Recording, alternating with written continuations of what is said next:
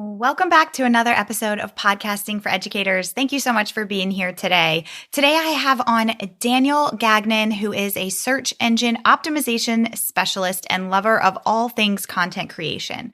After years of working as a journalist and then marketing manager, Danielle started her own business in 2018.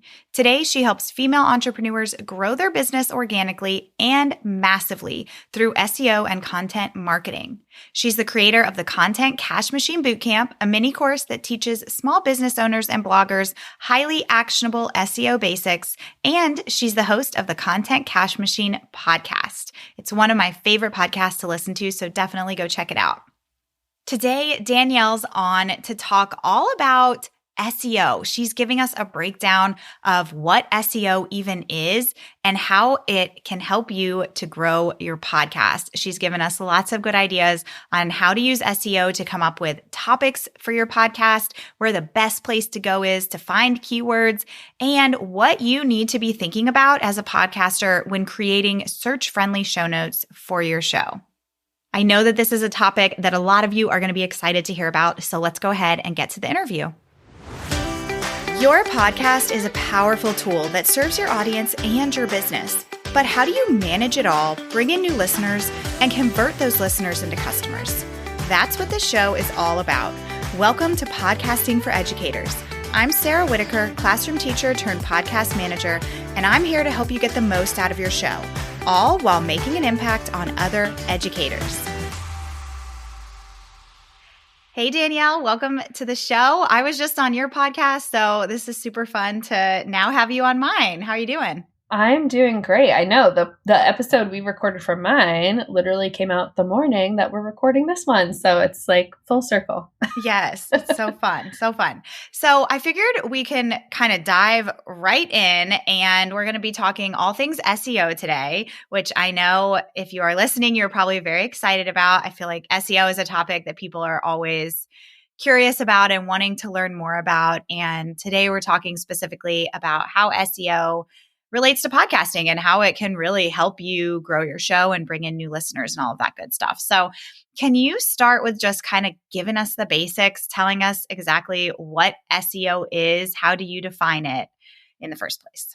Yeah, so this is a great question because I think SEO is one of those things that a lot of people find really overwhelming or confusing, and there's lots of conflicting advice and tips. So I like to really try to demystify and simplify SEO and assure people that you don't need to, know coding, or you don't need to know these super technical things to have success with SEO. So the way that I think of search engine optimization is really just a way of writing and structuring content to help your ideal audience find it naturally in search. So no matter what kind of content you create, no matter what topic you create a podcast around or a blog around, there are people, I can pretty much guarantee there are already people out there who are looking for that content in Google, right? There are billions of Google searches every single day. There are people who are looking for the content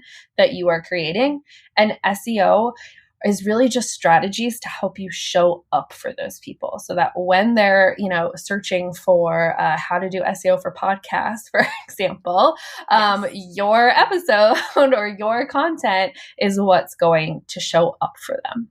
Absolutely. That's perfect. That's a perfect explanation.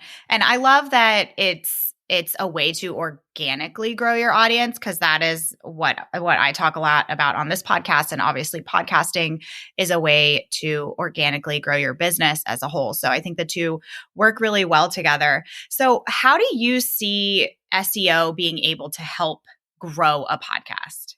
Yeah, so there's a few ways really. So first of all, podcasts and podcast episodes, right, can be searched within the podcast platforms themselves. So you can go to Apple Podcasts or Spotify or wherever else you might listen. And as most people listening have probably done before, you can do a search, right? So a lot of times maybe you're searching for a specific show, but I know sometimes I'm just searching for a topic that I want to find an episode around. Maybe it's I really love true crime podcasts. So sometimes I'll search for a specific crime because I'm that person. Yes. I've done that too. I'm glad I'm not alone. Definitely not. But sometimes I'll search like a specific business like challenge that I'm wanting to get some content around. And so that's one way, right? You can actually use SEO to make sure that you're showing up for the right people when there are people in the podcast platforms searching for content like yours. But also podcasts and podcast episodes can rank in Google search. This is happening more and more. Google is more regularly ranking audio podcast content right within Google searches, which is really, really powerful and a really great way to show up for more people. And then even beyond that, podcast episodes can be turned into long form written content, right? If you're producing all of this content already, turning that content into a blog post is a really, really great way to drive more organic traffic, whether you're doing that yourself or you are like using a transcript of your episode that you're just sort of tweaking or hiring a VA, whatever it may be. That's another way that you can use that podcast content to really show up organically to a broader audience. Yeah. And I'm so excited to dive into show notes because I know that's one of the things that we're going to talk about today, because I always say like within the listening apps, there's not that much that is searchable with podcasts, which is why it's so important, like you said, to have show notes on your website. So if you don't already have show notes, now is a really good time to get started with those on your website. So before we go there, let's talk about because like content planning is one of the things that people really struggle with as podcasters, knowing what topics they should focus on, what topics are going to resonate with their audience. So how can SEO strategies help podcasters actually come up with topics that are going to do well on their podcast? Yeah, so this is one of my favorite things to talk about when it comes to SEO for podcasting, because even if you feel overwhelmed at the prospect of like doing keyword research and using keywords in specific ways in your show notes and like turning your content into blog posts, if all of that feels like, number one, I get it. It's a lot. Creating a podcast was already a lot. But even if that feels like too much, you can start using SEO strategies right now to essentially reverse engineer your podcast topics. And so this really starts with keyword research. So just real quick, I'm going to define keyword research so that anybody listening who's like, what the heck are you talking about? Yes, perfect. Thank you. Yes. So keywords are really the foundation of search engine optimization. Keywords are the words and phrases that we type into Google when we're searching for something. And they're the words and phrases that we then as content creators want to be using within the content we're creating, whether that's in our podcast episode titles or our podcast show notes, like the notes that are right in the episode, or longer blog posts on our site. We essentially want to be using the same language, the same words and phrases as our audience. And keyword research is the process that we use to figure out what people are searching for online. What are they already out there typing into Google at all hours of the day and night? And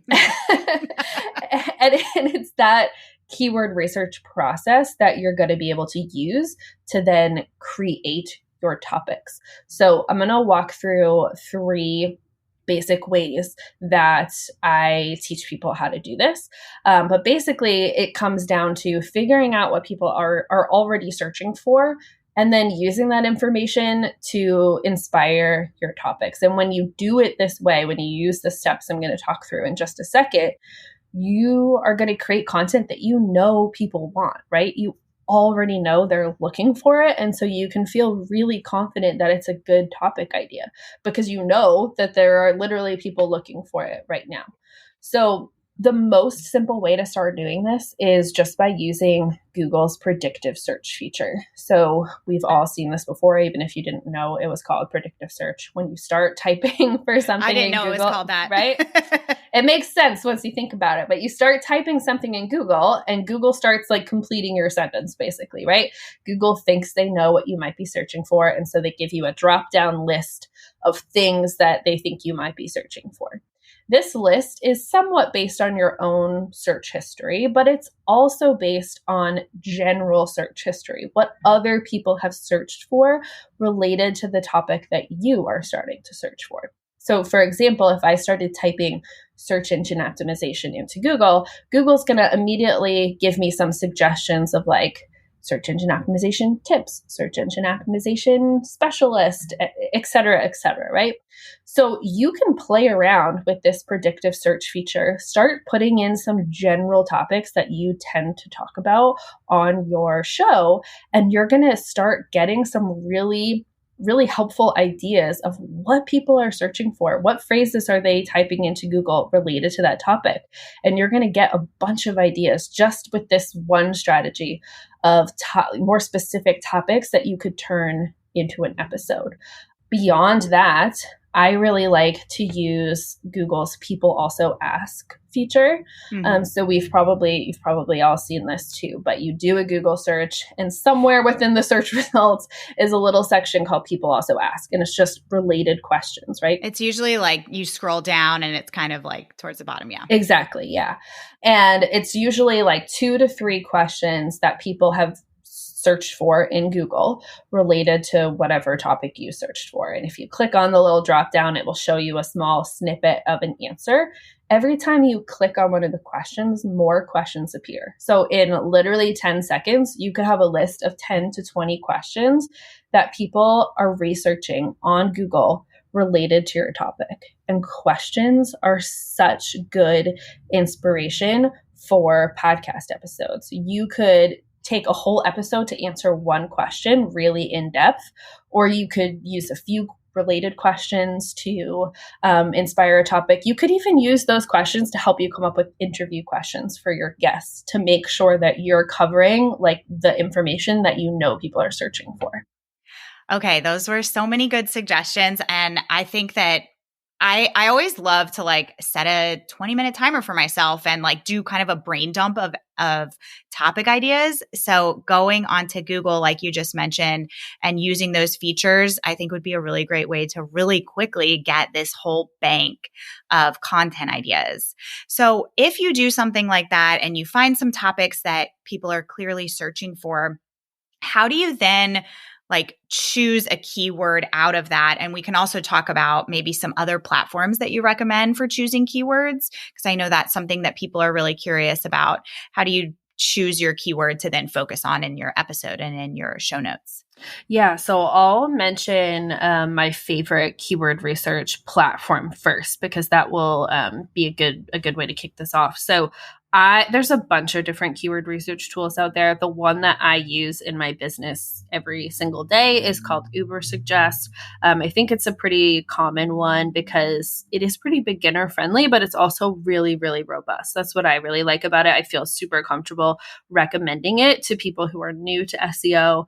There's lots of like tips and places where you can sort of ask Ubersuggest questions of like, what does this even mean?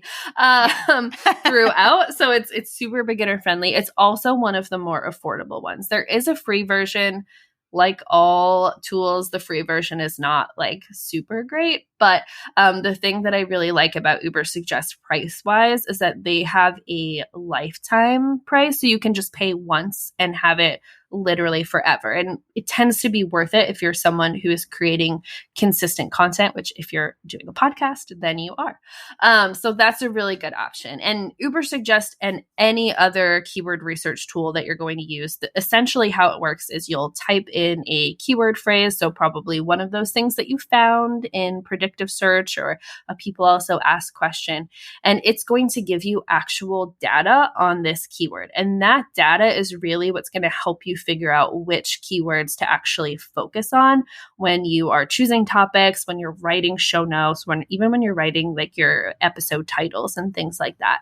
And so what I like to really look at is I want a balance between a keyword that has people actually searching for it. We do want to choose ones that we know people are looking for, but also that isn't overly competitive.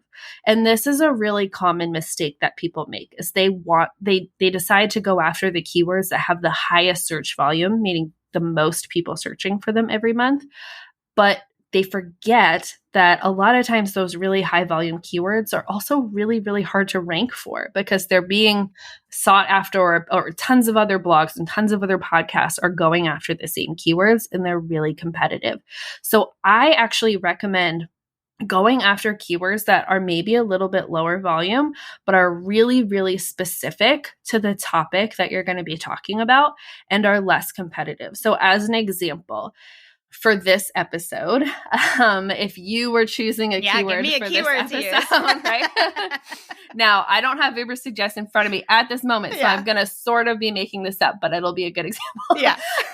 You definitely wouldn't want to just use like SEO or SEO tips, or potentially not even like podcast SEO, right? Like that's more specific, but it's still really broad and it could still apply to a lot of different pieces of content and a lot of different searches.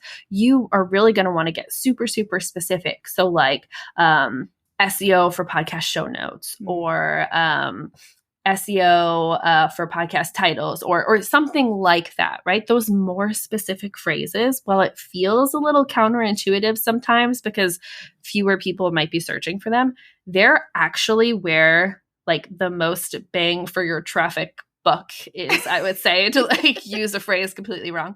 I know what you're talking about.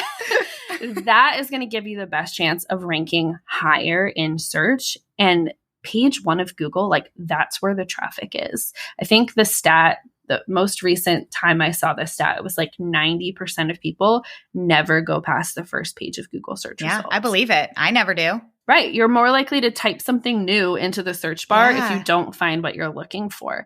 So you're going to get more traffic if you can get on page 1, even for a lower volume keyword, than being on page 10 for a keyword that like 10,000 people are searching for every month.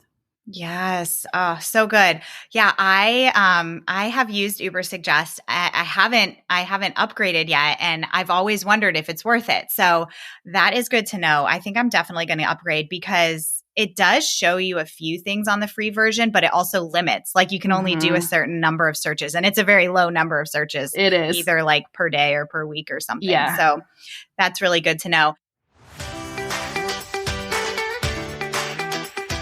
All right, podcasters, you know how many details come with producing just a single episode, and using the right tools is the key to creating high quality episodes in the most efficient way possible. One of my absolute favorite tools I use is Zencastr. I have tried so many different platforms for recording my guest interviews, and Zencastr is the one I've stuck with for so many reasons. It always gives me the highest quality audio because there is nothing worse than recording an episode that you can't use because of bad quality. It's so easy for you and your guests, even the not so tech savvy ones. All they have to do is click a link and we start recording. Boom, done. Plus, the video is crystal clear, so you can repurpose your solo and your guest episodes on social media and on YouTube.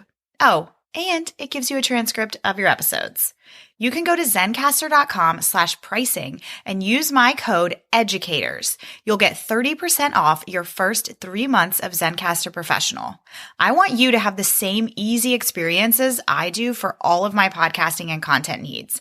It's time to share your story. So go to zencastr.com/pricing. That's zencastr.com/pricing and use my code EDUCATORS for 30% off. That's EDUCATORS, all lowercase letters. The link will also be in the show notes.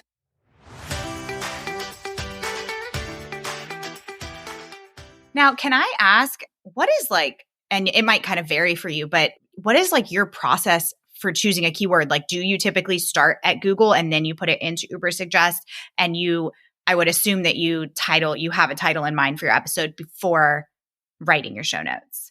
Yes. Yeah. So my typical process, I do like to start in Google. Sometimes, depending on what the topic is, if it's something that like I feel really confident, I know, what people are likely searching for, then I might just start right in Uber Suggest. But a lot of times I'll start in Google, play around with the predictive search to get like a few starting phrases, and then I'll head to Uber Suggest. I like to look at like a bunch of keywords and then really narrow them down by looking at search volume, looking at the competitiveness, and also just really thinking a lot about how relevant is this keyword to my topic? How easy is it going to be for me to use this phrase when I'm writing my show notes, when I'm writing my title? Because you could find a phrase that has like, I don't know, 1,000 searches every month and is not competitive at all. But if it's a super weird phrase that you're going to have a really hard time using, then like there's really no point.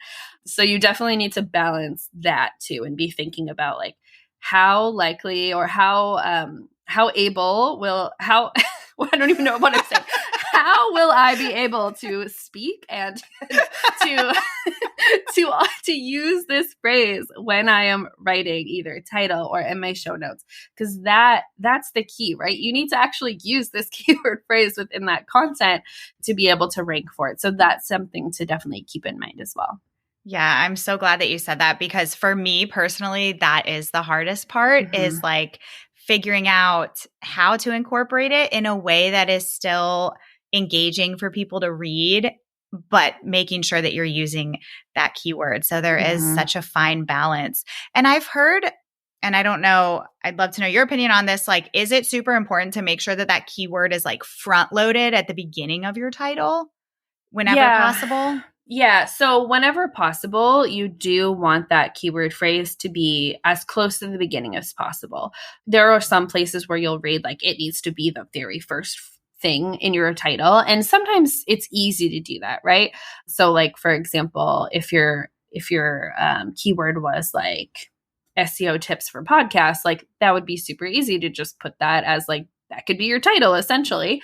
But there are other times where it's not going to feel natural to have your keyword phrase at the beginning. And at the end of the day, the most important thing is to create your content for humans. Yes, we want to think about Google and we want to think about the algorithm and all of that. But it's really the humans who are going to choose to click on something. It's the humans who are going to choose to listen to something. And Google cares about humans too, believe it or not.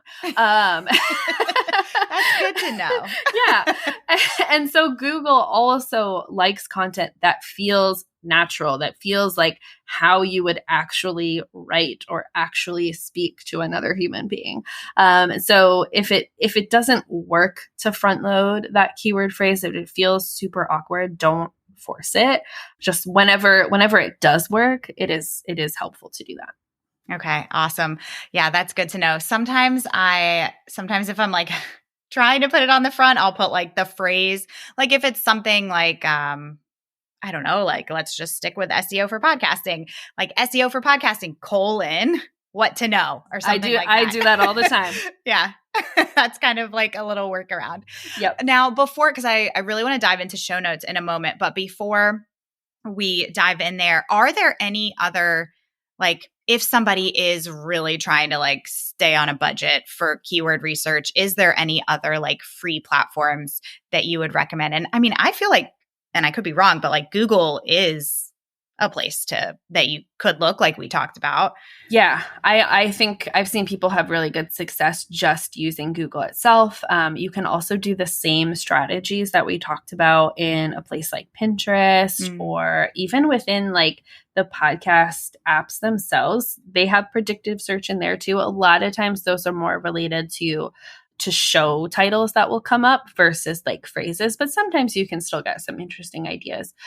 Beyond that, one of the actually most cost-effective ways to do it is to use Google Keyword Planner. Now, Google Keyword Planner is only available in the ads platform. It used to be available separately, but it's not anymore. However, you can like pretend like you're going to set up an ad campaign without actually running it, and then you can get access to Google Keyword Planner. If you just Google how to use Google Keyword Planner, you'll find an article or a video showing you how to do it. So once you go through that process of like pretending like you're going to run an ad campaign, it's totally free to use Google Keyword Planner. Oh, that's good to know, because I'm thinking back and I think I did try to use that once because I heard somebody recommend it and then it was talking about ads and I'm like, I don't want to run an ad. Yeah. Okay. So that's good to know. Good to know.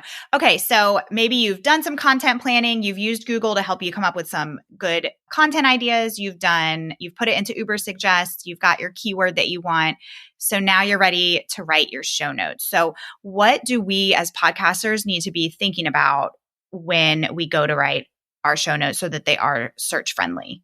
Yeah. So there's a few things. Number one is it's helpful to understand how Google crawls a piece of content and essentially how Google figures out what your show notes or any other piece of content is all about.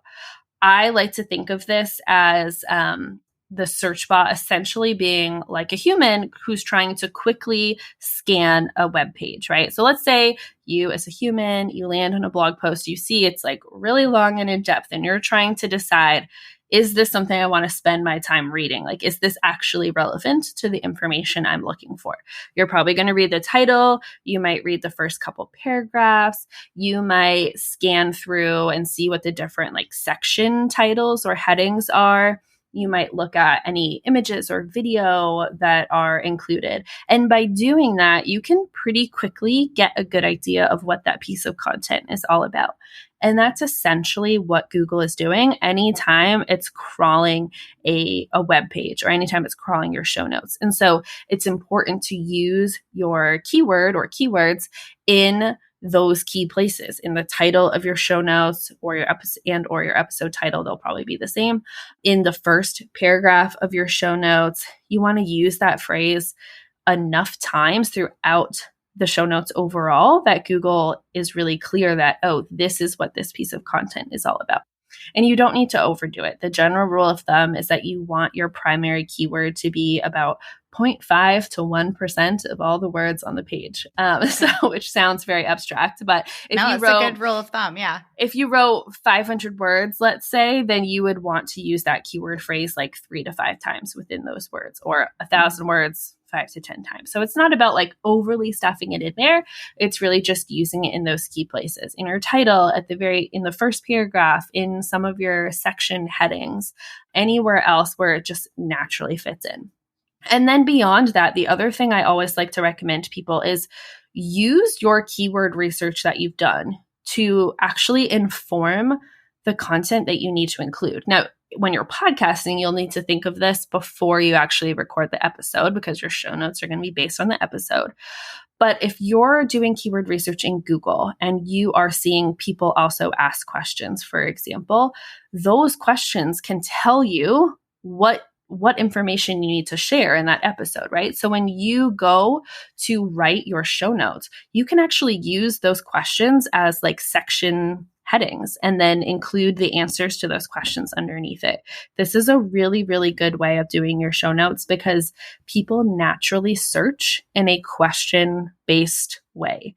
It's really, really common for people to head to Google and say like, how to do SEO or how to start a podcast or whatever it may be, right? We all naturally search that way. And so when you structure your content in that sort of question and answer format, it actually is really, really helpful and strategic for SEO purposes. I love that idea. I've never thought to use questions like that people are searching for as your headings on show notes. That is amazing. I'm going to start doing that. It actually gives you a chance to show up as the answers in those people also ask sections too, cool. Which is like a really prime real estate section of search results. Yeah. So I really think like a big piece here is that I think a lot of people do not do as podcasters is, a lot of times people will record their episodes and then they try and incorporate good SEO practices in their show notes. But really the best way to do this whole process is to do that keyword research before you sit down and record your episode. So that's like a really big takeaway. Yeah, that is such a common thing. And people do it with podcasting, people do it with blogging. SEO is always sort of like the afterthought. And I get it. But I really genuinely think that when you can make SEO the foundation of the content, like the thing you're doing first to actually help you figure out what your content is even going to be about, that is when it's like really, really powerful. And it also just makes your life a lot easier. You're not having to like sit and come up with these ideas in your own head. You are letting the people tell you what they want. Yeah, absolutely. Oh, this is so good. Now, how important is having the keyword in like the URL slug? It is a good strategy as long as it makes sense. And so the reason I say that is sometimes you might choose a keyword phrase that is like really, really long and specific and makes for sort of an awkward URL. But whenever possible, I do definitely recommend that. It's just one small part of an overall SEO strategy, but it never hurts to have your keyword in that slug. Yeah. Okay. Awesome. And now, do you use WordPress? So I actually personally have Squarespace for my site, but a lot of my clients use WordPress, and it's a really good platform. Yeah, I have Squarespace as well, but same with me. Most of my clients are on WordPress. And I'm always just curious because, most people that I work with either have Yoast or Rank Math that they use for keyword. And do you feel like you can kind of like use those to help guide you, but it's not like the end all be all? Yeah. So I think both of those, Yoast, Rank Math, the other one I see a lot is All-in-One SEO. All of those are really good tools. And I definitely recommend using a tool like that if you are on WordPress and you have the ability to do it. The caveat that I always share is that those tools are only as good as your keyword. So you could get a green light from Yoast and be following all the rules. Yes. But if your keyword is like not good or isn't relevant or is way too competitive, it's not going to actually help you. So it's a good way to check your work and make sure you're sort of like checking off all those best practices. But real success really comes from doing that research piece before you ever get to the plugin. Yeah, perfect. Thank you. And now, on Squarespace, like there aren't plugins like that, right? No, there's not. Okay. And Yoast used to have until a couple months ago, they used to have a free online version of their plugin that they called their real-time content analysis. And then it just stopped working. And I used to recommend it to people all the time. So I now have this grand idea to like make my own online version of it. I don't know if I actually will. Oh my God, you totally should. Yes. Because I like haven't found a good replacement yet. I've been looking for one because I love recommending it to people. But so yeah, I'll add that to my never-ending list of ideas. Hey, I think that should be moved to the top because all right. that is like much needed. I know. I love the ease of Squarespace. I feel like it's so easy to create things like show notes and whatever. Yeah. It's just like very accessible. But yeah, that is one kind of missing piece. But I guess, as long as you're keeping those things in mind that you want to typically include, like putting it in the title and in the content a few times, like just having those in mind and making sure that you're doing them is most important. Yeah. Perfect. Well, is there anything else that you'd like to add that you feel like we didn't get to in terms of SEO? No, I feel like we covered so much. I think my biggest advice would just be to not get so caught up in the algorithm and all of the rules that you forget about creating really valuable content, because more and more that is what Google really cares about. Google wants its users to find helpful, valuable, in-depth content. So the more that you can create that, the better you're going to do in search. Yes, all, the keywords and the technical rules and all of that, yes, they certainly do have an impact, but none of it matters if the content that you're creating isn't, really valuable and helpful. Yeah, that's perfect. Now, before we talk about where people can find you and learn more from you, I have 2 questions that I ask all of my guests just for fun. The first one is, if you could interview your favorite childhood star, who would it be? Okay, so I loved as a kid Mary-Kate and Ashley. Oh, yeah. Like every other late 80s, early 90s child. Yes. And I'm just very curious what they've been up to the last few years. So yeah. I think that'd be part of it. Funny enough, I actually did interview Dave Coulier, who played Joey in Full House. You did? I have interviewed him. We're now linked on LinkedIn. What? Excuse me? How did that come about?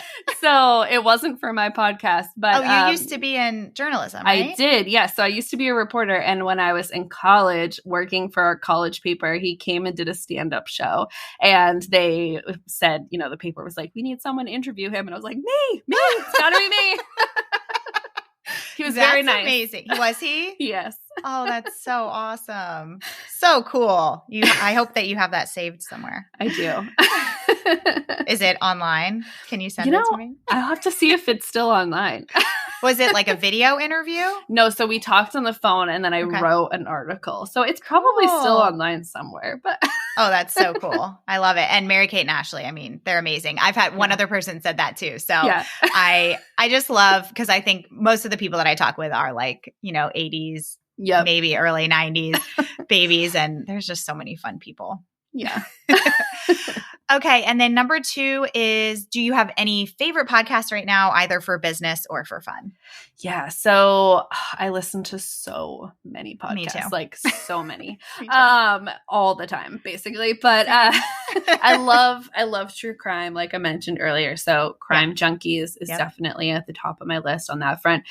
There's a fairly new one that just came out that's like a mix of true crime and journalism, which I really like, called Killed. It's all about like killed stories. So stories that people were working on, and then for whatever like controversial reason or another, they were killed by the publication.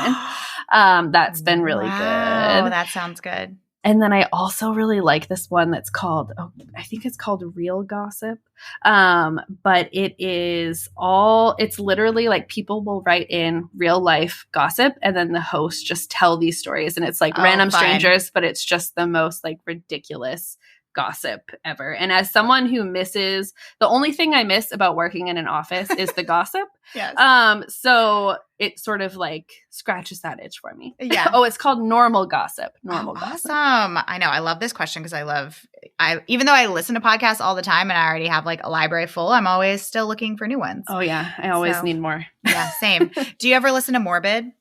Yes. I actually haven't listened to that one very much recently, but that's one that I've listened to in the past. I like it too. But like a couple weeks ago, I was listening to one and it was about a murder that happened in the town that I live in. Ooh. So I'm like, I don't like that's always a little too close to home. Yeah, exactly. Well, Danielle, can you tell people where they can find you? And if you have anything that you want to share as far as offers go, we'd love to hear. Yeah. So the best place to find me is on Instagram. I am at Danielle Gagnon _SEO. I have my own podcast, Content Cash Machine. So you can find that in all the normal platforms. And then for anybody that wants to learn a little bit more about SEO, I do have a free guide to 10 simple steps to rank higher on Google. And so you can find that at contentcashmachine.com/rank-secrets-guide. Perfect. Thank you so much. We will definitely include those things in the show notes so you guys can go check it out. I feel like I think I actually signed up for that guide a couple months ago. You've had it for a while, right? Yes, I have. Yeah. It's a really good one. Really good one. So definitely grab that. And Danielle, thank you so much. This has been really fun. Thank you so much, Sarah. This was really great. Thanks so much for listening to today's episode. To keep this conversation going, connect with me on Instagram at Podcasting for Educators. I'm always looking for an excuse to talk about podcasting. If you're looking for support in launching, managing, or growing your podcast, check out my online course, the Podcasting for Educators Prep School, at podcastingforeducators.com/prep school. I'll see you here next time.